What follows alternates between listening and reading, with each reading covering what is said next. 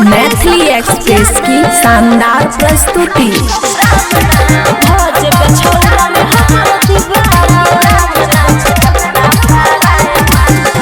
खुशी recording studio बलुआहा।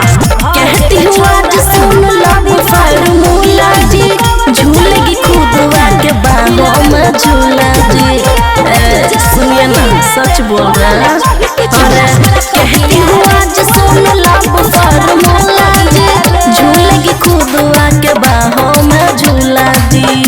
हर item का देखो स्वाद कितना, हर आइटम का देखो स्वाद कितना। हम बाबू राम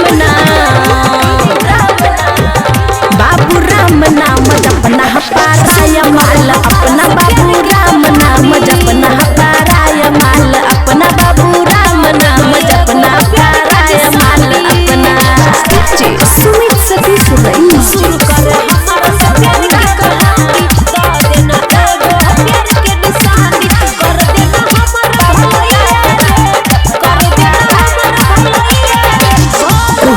जैसे बगीचा में कोयलिया, आगे पीछे करके बोलेगी मीठी बोलिया।